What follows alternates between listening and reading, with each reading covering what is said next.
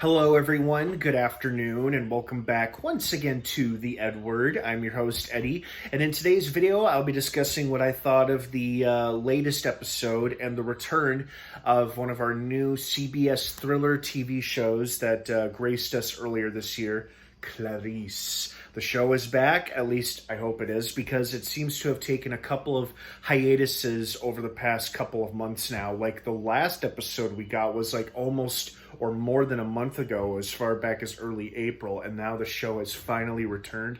I don't know if there have been delays in between episodes due to editing and post-production, and it's been paused or delayed due to COVID. I honestly have no idea what the factors are, but the episodes are coming slowly but surely, and hopefully we'll have new episodes moving forward for the next couple of weeks, because I think we have a few more left to go.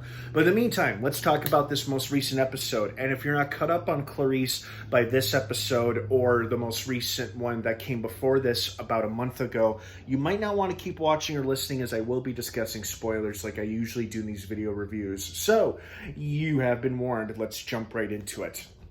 First and foremost, this episode was pretty good, except I was a little unclear and hazy as to why Clarice was obsessing about her Add-a-Bead necklace the whole time. Was it because she kind of resonated with their murder victim, this woman who either killed herself or somebody made it look like she killed herself by falling off a bridge? And by the way, ow, like when they showed her falling and screaming, I mean, ow, like just falling on a frozen river, oof, dying in the cold, no thank you, ouch. And then it's like, so did Clarice resonate or relate to her because it's like the victim had a wedding band that was like something to remember her by, and Clarice was thinking about, well, if I died, would all I have left, what's all that's left to remember me is this Add-a-Bead necklace that my dead father gave me? I don't know, I was a little unclear about that. But what the highlights in this episode for me were the obvious references to Hannibal Lecter, even though they can't legally use his name due to franchise rights problems or shit like that. I don't know.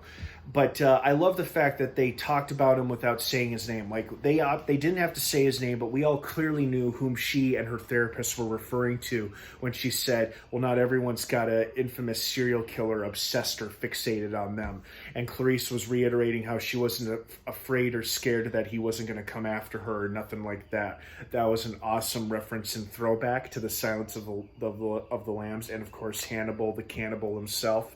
So that was great. Really enjoyed that.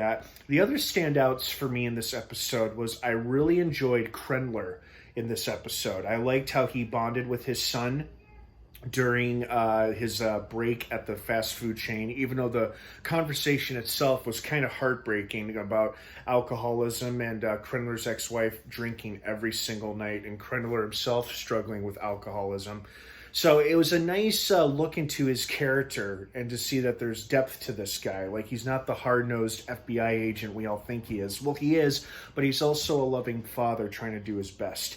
I'd have to say, even though this episode wasn't my favorite, the final 4 or 5 minutes in the very end was really the highlight for me. Like, the whole team, with the exception of Carl Penn's character for some reason, who was off helping his dead wife's parents move or something like that.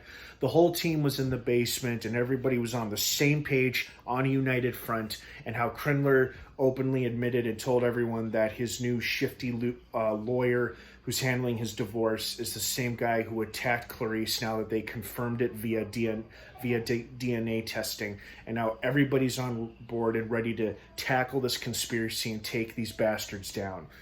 The other thing that I didn't really like about this episode, because you could just feel her anger and frustration, how she was probably just fuming with rage, how poor Ardelia was righteously screwed over either by her boss or the whole damn bureau, when despite making a very public break in a very old cold case and making the FBI look good, she is still not given the recognition nor the new job that is rightfully hers, and she's passed over for some random white guy who was in the same graduating class as she was, and he doesn't even know nearly as half about DNA sequencing as she does.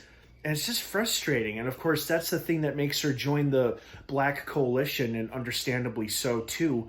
But it's like, damn, man, you know.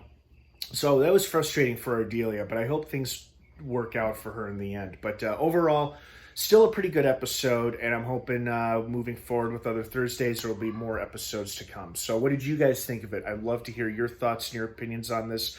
Thanks for watching. Have an awesome rest of your day. Clarice is back with new episodes dropping Thursday nights on CBS and Paramount Plus the next day. Have a great weekend, everyone. And of course, until next time, may the force be with you.